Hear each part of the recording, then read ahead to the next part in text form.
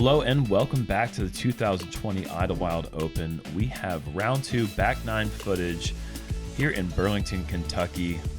We've got Big Barry commentary, Jeremy Koling, joined by Paul Ulibarri.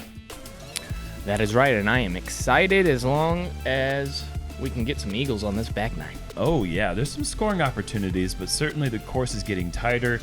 The opportunities to take big numbers presents itself on the back 9, especially in the last 3 holes. There's a check-in with our leaderboard. McBeth and Eagle are tied at the top. A couple players 3 strokes behind them and a slew of 12 unders, 4 shots back of the lead, heading into the second half of this entire tournament.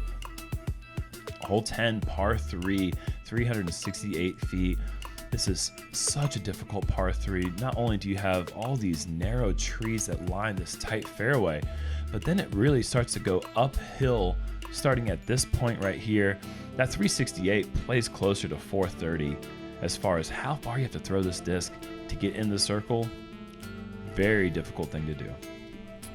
Absolutely, and it takes a specific shot shape. I know that you're going to be throwing sidearm, kind of flip up, late turn, which is one of the more difficult shot shapes to throw really on any hole. The point of that shot is to get in circle 2 and then take a long jump putt. Anything that requires the distance to get to this pin is just an uncomfortable shot for myself. Right. You really want a nice slow hyzer flip that is kind of flipping up the entire way.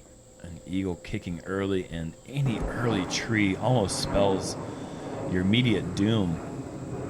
So difficult to save the par and scramble on hole 10. And this is actually really surprising to me that he's going with a really flippy disc on a very low speed. Okay. Arm speed, that is. That's his Hades. That's the one that he was throwing rollers on the first couple holes, so on the front 9.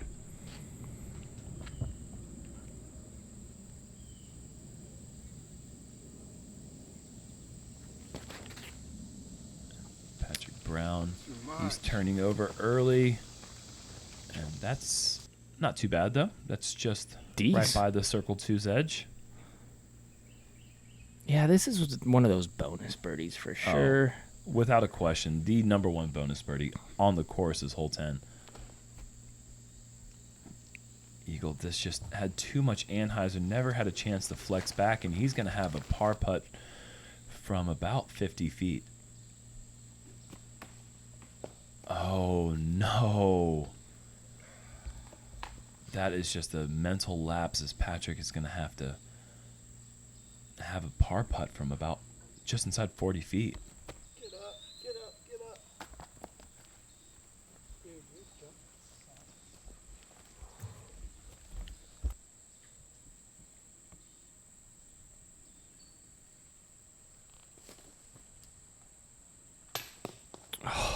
Just a bit high. I bet that looked good from where you were. A lot of times when you're putting uphill, it's so hard to get the height right. Yeah, and then when you get it up enough, and it's still too high. You're like, really? Speaking of, just had a little dance on the green, but it sits down. Eagle will have to take the bogey, and Patrick's going to try to avoid that with this 38-footer. That is a great par save. When you have that momentary lapse of focus and you just hit the tree a couple feet out of your hand, you can feel so deflated, and to be able to pick back up, refocus, make that putt. Yeah, and it looked like he switched putting styles there. He went with a little spin nose up, hit the first tree, went back to what he's comfortable with, knocks it down. Patrick Brown, a great jump putter. He has that real smooth, rhythmic flow with his putt.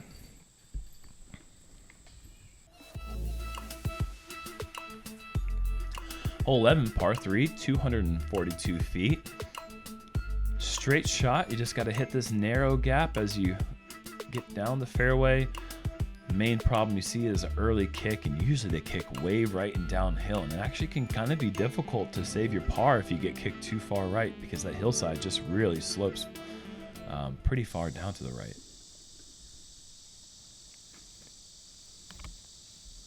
I'm going with my Star AVR X3.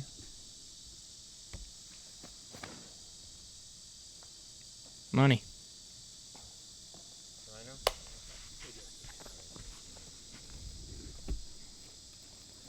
Can't throw it really any better. Could go in. Paul's aced this hole before. Were you trying to ace it? No. All right. Paul's going with his Luna.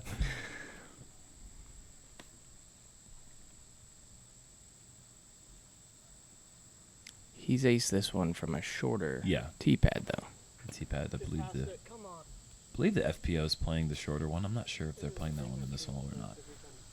And he gets up there for a look. I mean, that's actually pretty fortunate to beat all those trees, especially after pulling it so early off the tee. That's very rare on the right side. It seems like there's a couple more gaps on that left side that you can kind of get lucky through, but on the right side, it seems a bit more guarded. And that's money. Asking for it to sit, and it sat right there. Patrick's got great touch with his mid-range and his putters. Eel going MD3. Seems like a lot of people from that California area have, you know, those mid-range and putters dialed. That Woods game, man. Mm-hmm.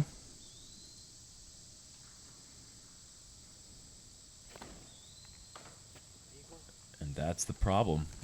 Kick off right, and now you see all those trees that you just have that main gap off the tee, but from the side, there really isn't a great gap. Yeah, that doesn't look promising. And he fights through the branch, and that's another long par save putt for Eagle. Edge of circle. And this plays so far. As And it's intimidating to see it so high up there. You know, a little miscue, and then that thing can roll so far. Not when you hit center, though. Nope, great poise for Eagle to save the par, avoiding the bogey 10-11 stretch. McBeth having to go to the knee. Just a lot of vines and tree limbs that have fallen in his backswing. He said afterwards, I could have moved all these things. I don't know why I didn't move them. It would have been about 2 minutes of work to get all that stuff out of the way. Right. But as I tap in for my birdie, Patrick Brown also, he's going to collect his birdie. So 2 pars, 2 birdies on hole 11. It's kind of what you get on that hole. I feel like now that they move the tee pad back a little bit. Yep. Yeah, it can be a tricky hole. Like I said, just that initial gap. It is a little daunting off the tee, but moving on to hole 12, this is a great par 4. 644 feet. 2 plays here is going to be the forehand around this outside. There's also the backhand inside turnover line that can get a drive way down here if you execute it properly. From there, it's just going to be another backhand around the corner here over this hill and tucked into the woods on the left. There's so many things that come into play on this one. I really think that it's a really fun par 4, challenging a lot of different shots.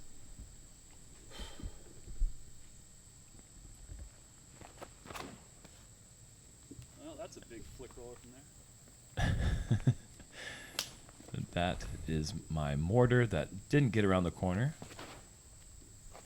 And here's that backhand inside to play, and look at this. That is good. Yeah, that is a giant result. Yeah, giant. Yeah, and that's about, for perspective, that's about 200 feet past where my drive just landed in the fairway. So advantage Patrick Brown on scoring on this hole.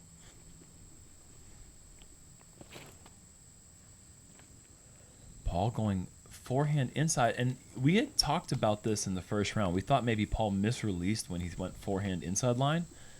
That time I realized for sure he's going inside line because he immediately said that was too hard, and he overbooked the inside line there with the sidearm. All right. Sorry, Paul. Mm-hmm. Apologies. From one Paul to the other. And Eagle also going forehand inside line. But this is too tight. Try that inside line you guys are trying. intrigued me to see that line. I had never considered that a viable play, but 3 players on the card going with that. That's a weird looking sidearm roller.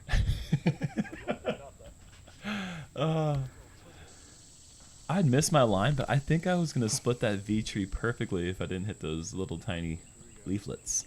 Yeah, and something to note, it looks like Eagle's off. Like he's been early, right, left, Yeah, those last 3 inside. holes, a bit strugs. Definitely scrambling very well, though. Yeah, as well as you can. If you get off a little bit on this course, if your scramble game isn't on point, you're going to lose a lot of strokes quick. Get out of there. Oh, beautiful. That's right there. And, oh, this is how this happens. Oh, my goodness. I knew it looked a bit long, but it didn't look like it was that long. So a little bit of a bad break there with the roll. Hi, sir. Ay, ay, ay. Never been this close, really. I don't It's just a blind approach shot, kind of always presenting a little bit of anxiety for the players. It's so hard to know if you get that pace right. Patrick also said, not once was I ever this far in practice, so he was not used to throwing that approach. Another good shot by Eagle. That'll be a tricky little putt though, Yeah. down the hill. Mm-hmm. So Some trees in the way and downhill. This looks a little inside, but no, perfect. Ooh, Yeah. good little kiss.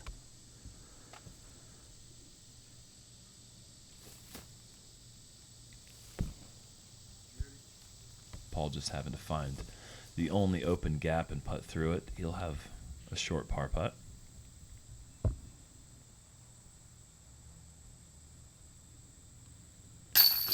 And another scramble for Eagle. That's a good par to get away with. He was never in a good position.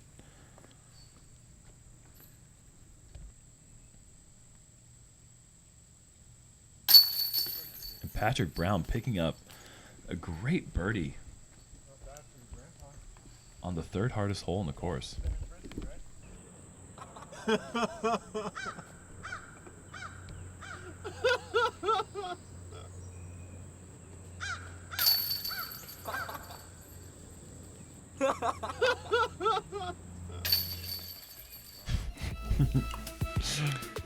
That's the joy of disc golf right there, right? I love it. So good. On to the hole affectionately known as the KY hole. You have to go through this Y gap tree and then around the corner, newly dubbed a par 4, formerly a par 3, probably the hardest par 3 on the entire planet Earth. But a really good backhand drive gets you down here in Circle 2 territory. Right, yeah. It's the first par 3 that they changed to a par 4 that plays like a par 5. Yeah, exactly. Basically, you hit the gap, you're going to have some sort of look into the green for a birdie chance. If you do not hit the gap, bad things are going to happen to you no matter what. And you have to, once you hit that gap, you have to push around those trees on the left side. Otherwise, you don't know the result you're going to get. Right. There could be a kick out of bounds. I mean, a lot of really bad things can happen. And the tee pad's kind of sloping down, which is one of the things that I've noticed that a lot of people miss this one to the right. If they do miss, and I think that's a product of the tee pad kind of sloping down. Nope. AVR X3 Really? trying to go straight. Okay, yeah. Yep. I don't know how on earth that landed in bounds. That was playing with disaster. Yeah, it looked like you were playing catch with the creek. Good thing the creek has the Butterfingers. the hands of a snake. It did not catch my disc. Paul going with an Onyx here. Trying to get a good grip on that.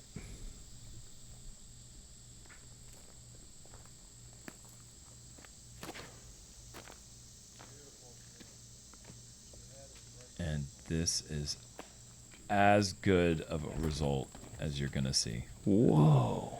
Perfectly crept around the outside edge of those branches. He's got like The a clean skip. 35-footer. Yeah, that's why they called this a par 3, because some guy did this in 1997, and they're like, yeah, if you can do that, then that's a par 3. It is. Eagle. It is a really hard par 3. I mean, if we're being honest, because You you think? can't. Yeah, you can kind of peer it down there. Okay. I see. I don't mind it being a par 4 just because how many eagleable par 4s there are in golf. I think that's a great thing to have in our sport. As Patrick goes out of bounds, doesn't quite push it to the back edge of that green. That bridge is in bounds, so that's the last place that Patrick crossed. Right. Wow, you get a nice little window there. Mm-hmm. I definitely got away with one there. That's awesome. Yeah, great birdie there. And used the backside of the hill as a bank just to throw it into, and Eagle's trying to figure out how he can maybe make something magic happen here. And similar play for Eagle as he banks it off the backside of the slope. This would be a huge Eagle. Just a fraction high. A great bid, but and that's actually a really big break that bridge is in bounds. Probably advanced Patrick's lie about 30 feet closer to the pin for a short tap in for par. Whoops. That thing, he made that putt 3 times. Yes. And so there'll be tap in birdie putts for myself and Paul. And that's a pretty decent score for the card. 3 birdies, 1 par. Yeah, you usually see at least 1 bogey on that hole. I mean, getting out of that gap is so tough. It's such a narrow window, Yep. and even when you hit it, sometimes you can filter to that left side, kind of like you did. And Fortunate breaks there for most of the group as we move on to hole 14, par 4, 556 feet. Such a tight gap right there. The drone just passed through. And then you get around the corner. A backhand turnover is a good play if you have a late turning, but the forehand is such a powerful weapon on this hole. Skipping down here, the best tee shots are going to get somewhere near here into the bowl.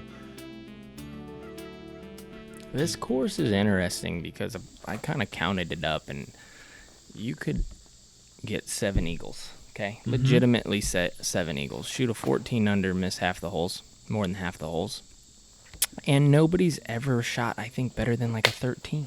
Wow. But it's so scoreable. That's a really good drive all the way down to you're gonna have something really nice in there. But it's funny to me how I think of this course as a big time scoring opportunity, and then when I get out there, it's like it just doesn't happen because the fairways are so tight. But I'm curious if anybody else thinks the same way. Yeah, I mean, based on whether you can get to the green or not. Yeah, you can get to the green on 7 holes for eagle. I mean, it's very, very possible. Right, and it's not like pushing your distance limits, really. I mean, hole 1 maybe, but a smooth shot gets you down there. Eagle definitely looking to flex his forehand muscle. Yeah, McBeth made it into a scoreable position as well. He kind of stayed in the middle, got a good little skip there. Looked like he might have got a little lucky through the gap, but Eagle has a way of making my minivan forehand feel like he's got a Lamborghini attached to his arm. yeah, he does have a Lamborghini sidearm. Look at this. Super early, but clean through everything. And watch this. He almost parked it. See what I mean? Like, you can get down. That's crazy. That is what the heck? Yeah, let's not move I've past never the fact. seen anything like that.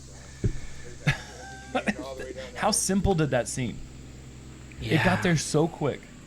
No, he doesn't. He has a helicopter, and you have Is it hell? you have a Lamborghini, I think, and then I have a slug bug. I've got a sedan at best. I just rely on my control. Eagle just. Patrick throws his thing so far as well, but he needed to get some turn on that. It looked like he might have hit the gap, but even in there, he might have something coming out of the woods. But Yeah, that's that thick. backhand turnover has to keep turning the whole way. Otherwise, you're going to fade off the left side. Uh-oh. And a redirection. to the bridge, but Paul actually, thinking he's OB here, is pretty disappointed with that. Gets away with the OB stroke. He's going to be safe. And that's back-to-back holes that Patrick just barely throws it into the creek. That's frustrating. And you're trying to get one there. That makes it so easy when you're that close. Nice shot. Eagle for the rare out-of-bounds birdie opportunity from about Circle 2's edge. And just a fraction off. Man, it's such a great tee shot to not really get the reward. Unfortunately, Patrick is going to have to settle for his second bogey of the round. Let's see if Paul can take advantage of that good break. Of course he can. Yeah. Wow, what a birdie. I mean, that was a bad kick. And I don't even know how he ended up safe there. There's just a tiny little area. I mean, he was completely surrounded by OB, kind of circled his disc in a way. Okay. And he just found the one spot where you're safe and maybe the best in the game at taking advantage of the opportunities that the course presents. He takes advantage of everything. Yeah, even the opportunities the course doesn't present. Yeah, he just takes them. I will Doesn't have take this. he doesn't take the advantage. He just takes the stroke. Yeah.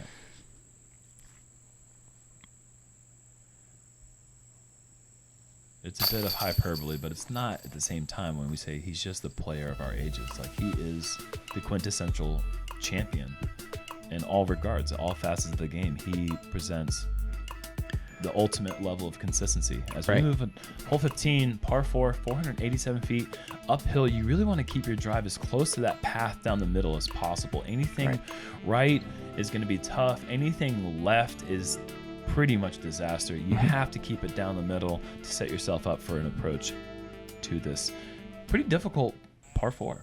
Yep.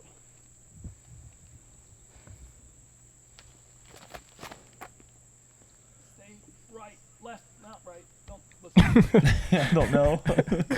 Just go. Just do it.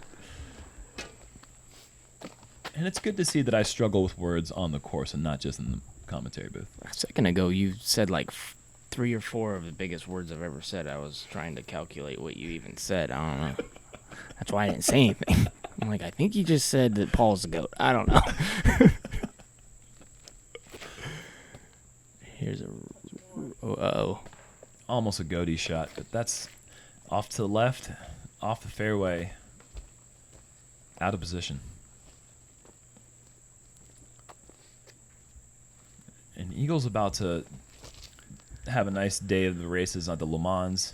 Gonna bring his F1 stock car. Just zip one up the fairway. Yeah, how far could this possibly go? 700 feet. Yeah, okay, that's far.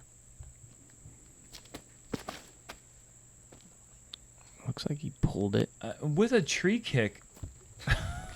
It's just stupid. Yeah. That is so far. It was probably a good kick. I mean, honestly, looked like he pulled it a bit. Yeah, I if he didn't hadn't have hit the the tree, he right might angle from the tee pad. Did you think? I don't know. A lot of these places, the tee pads are so tight in the space that you have to kind of stand off to the side. I know, they're great kicks for Patrick to keep in the middle. But, yeah, sometimes just to not crowd the guy on the tee box, you have to stand to the side and you can't actually see the result of the throw.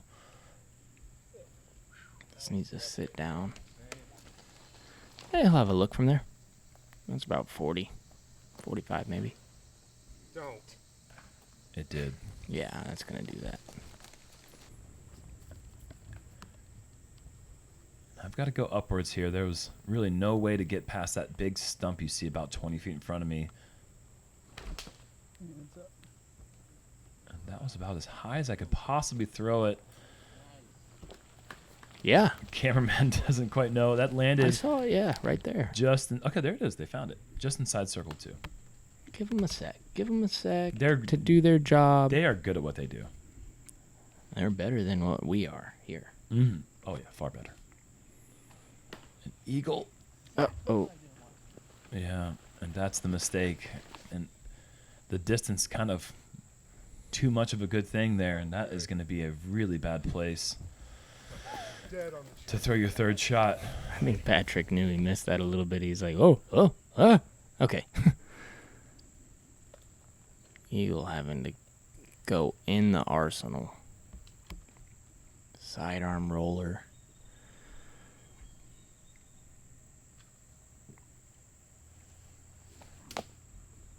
Oh boy. eagle. That's almost a situation where you have to throw a backhand roller with cut because the ground sloped away from the pin.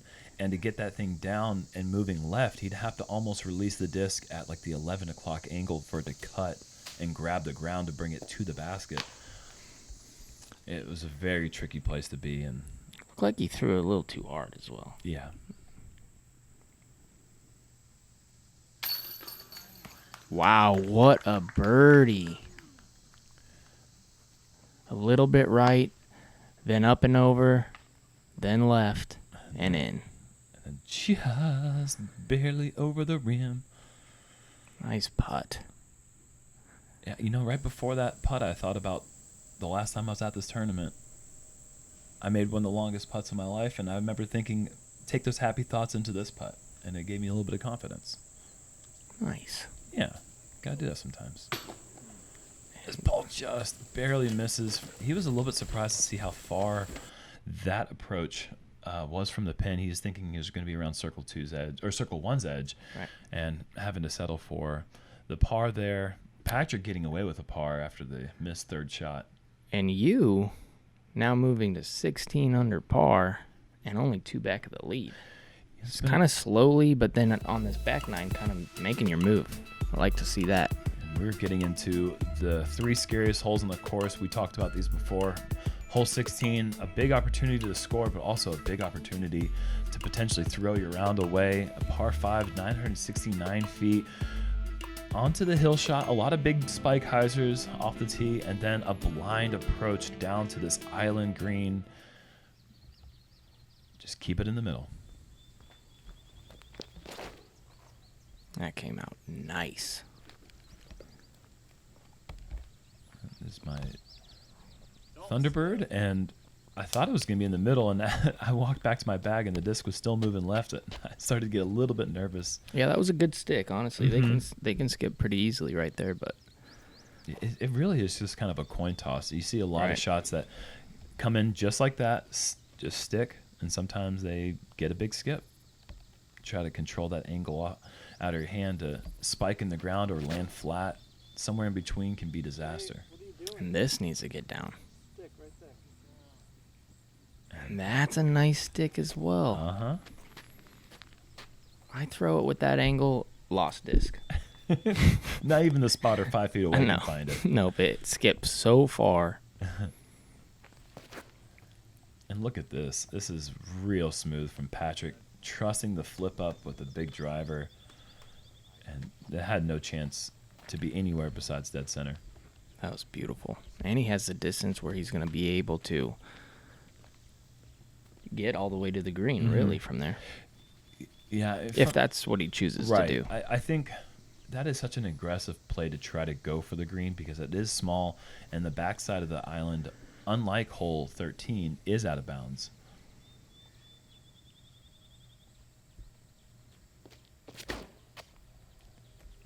Eagle using that Ferrari arm to just spike one. What Not kind really of going for a lot of distance here, but he doesn't need the distance off the tee. It's the second shot that's important. Right. The landing zone for the second shot is much wider as the grass line ends towards the bottom of the hill, and everything left and right of that is in bounds except for the creek. Going with a cloud breaker. And this needed to be about 15 degrees farther right because this thing is moving pretty heavily to the left, but in bounds. Yeah, he'll have a putt from there. Kind of a tricky little SE or maybe all hyzer putt, some sort of scramble putt. An Eagle known for being able to putt probably some of the longest distances Yeah. that we got with accuracy. And this one threw us off. When we saw the red flag, we thought that Paul had outdriven the landing zone and gone in the creek. And Yeah. so we had actually moved our way all the way down the fairway, and we saw that he had come up short, so he had to go back up the hill. As I yanked this shot, 45 degrees off, and now I'm in a really tough spot, but safe. Safe. That's always good. Mm-hmm. Patrick. Okay. Yeah. Going to be similar to Eagle. Mm-hmm. That's a good place to be. Yeah, it's a good shot. Just about a guaranteed birdie. Mm-hmm. Yeah. The Eagle bit if he wants to give it a little smoothie run. So Paul has gone back to the spot, and look at this shot, a blind shot behind the bush, going with his buzz turnover, and this is put that in top 10 shots of the year right there. I feel What? That was insane. He's 450 maybe more from the pin, blind, going with his mid-range, and totally trusting the height distance and using the back slope of the out-of-bounds area to bank back onto the green That is for the par save. bonkers. That is bonkers. A ludicrous shot. That was just an absolute huge moment right there, and Paul stepped up. He likes those moments. Yeah. An eagle almost sliding out of bounds. You laying up to a circle's edge putt. Yeah, that's the only thing I had. Yeah, you know what to do, though. You're no stranger to big moments. And that's a big moment right there. That keeps your momentum going. That's 8 out of the last 9 holes, I believe, with the eagle. With the eagle, yeah. 8 down and past 9 is huge. The slow start was... It's nasty. It needed to happen to stay in the event. I was falling behind and found some rhythm and trying to ride that momentum right now. Just to be in control of your game, to know, okay, I'm not going to push the issue. I'm going to throw it to 33 feet. I'm going to try to make that putt, and then to do it. I mean, you're in control of your game right now. You're looking smooth. Thank you. On to hole 17. This one's a wild one. We got a par 4, 418 feet, and this is a par 4 purely due to the scoring average, the way that this hole plays. The average is at 3.91. It's reachable off the tee, but only the most wild people are going to be throwing a shot to try to get there. A lot of locals, I say there's no real landing zone, but then I hear the locals say, well, no, you go way off to the right. Yeah. And if you go way off to the right, there's a bunch of bunker trees. So they're like, yeah, throw behind the bunker trees to have the best shot into the green. I'm like, okay, I'm done talking to you. And there's no landing zone. You get a nice fortunate kick over in front of those bunker trees that they're telling you to go to, and now you will have a shot into the green. Well, the locals, they know how to turn this course from Idlewild into Idle Mild, and you got to take their advice. What? And that is the play that Patrick is going for, and getting a little bit of a tree kick. Unfortunately, doesn't get the full distance out of that throw. But now he's in the local landing zone, which is good. That's the place where a lot of people like to be. I mean, it's safe.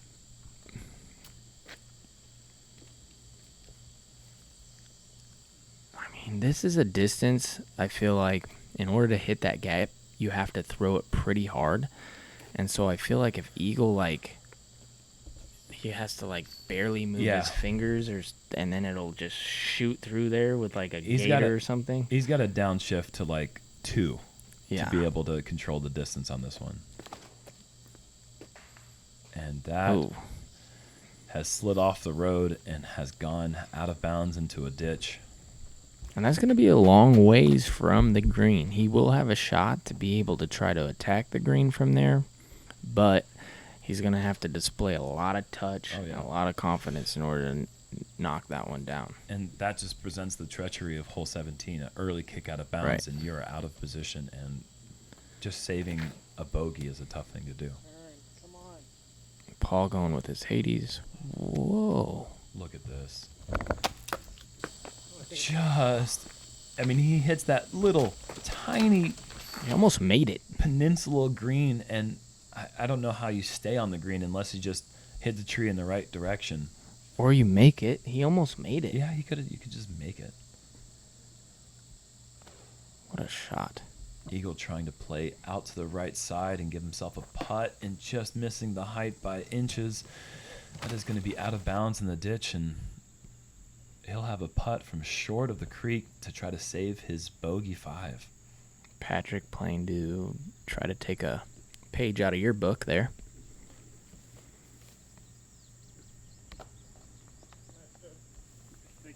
That'll be a nice birdie.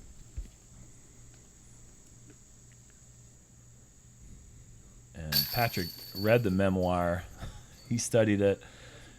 And look at that putt. I just love his little smooth rocking motion. And He's a good putter. he's a great putter. Smooth runner, too. Mm-hmm.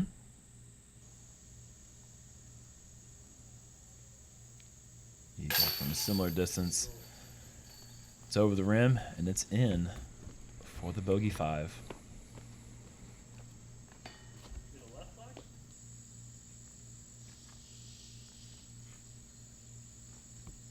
Paul with that birdie putt.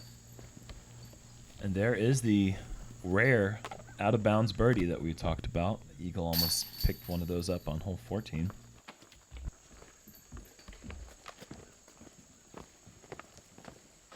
Some hole 18s are harder than others, and this hole 18 is harder than those.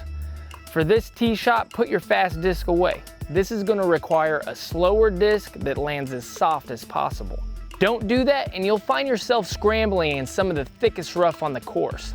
Land it in the middle and you'll be rewarded with this tight window into a well-guarded green. Let's see how it plays out. So many fates have changed on this final hole of the course. I like this play. Actually, you told me to do this, and I really liked the idea of it. That wasn't It's fine. Yeah, it's in the middle. It's in the middle. It definitely, I'm trying to crest the hill, get down the hill a little bit with very, very little fade, but didn't get over the hill, but in the middle. And, He's asking it not to. and it is trying to help. That's not bad either. It's crazy on this hole. Anything that isn't just buried, you're kind of like, okay. Yeah. Like, oh, I can okay, work with this. yeah. I can work with Yeah, this. exactly. Even when you throw it in the middle, you can't expect it to be in the middle. You go down there and you're like, okay, I beat the first 7 trees. Hopefully I can throw it out of the mouth, and then, it's a really rare birdie. Paul going to the buzz. This looked a bit overturned, and a big kick. Actually, it might not have been overturned. Maybe at the end of the flight, it could have hyzered back a little bit, but that's the buzz he's been throwing since he joined Discraft, and that thing is well seasoned. Yeah, and he's right there in that par range. He's going to be able to pitch out to the mouth, like I said, with a good shot, and then be able to throw an upshot from there. Probably birdie from there would be just spectacular.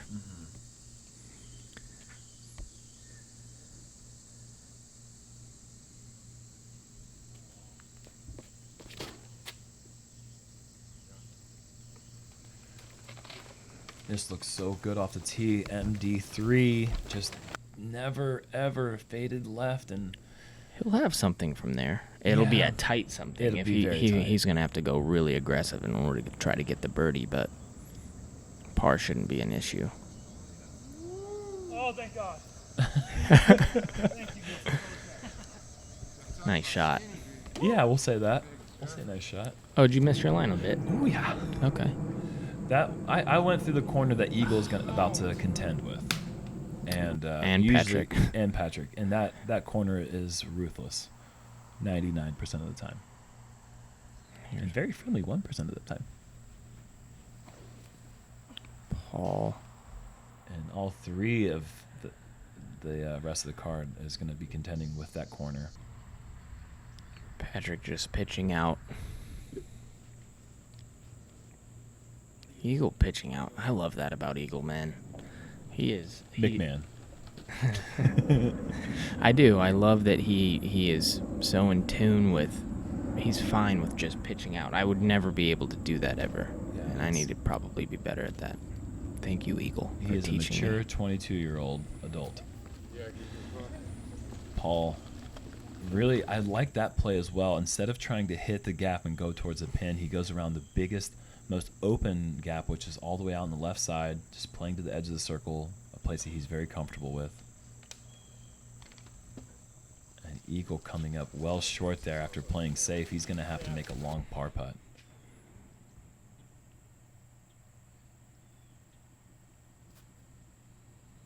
There you go. You're going to finish at 18 under par. That is a good second round. Yeah, it turned around quick, and I was happy it did. Like I said, I really feel like a lot of people say that the front nine's a scoring nine, but if you're on your game, the back nine is where you can make big moves, and with a 6 or 7 under on the back nine, all of a sudden you have yourself a wonderful round. And Eagle saving the par from 45 feet. Let's take another look at that. That's why you lay up. Trusting the game, trusting his abilities, and connecting on the big par save. Beautiful putt. The slow back nine for Eagle as he's going to finish 1 over on the back.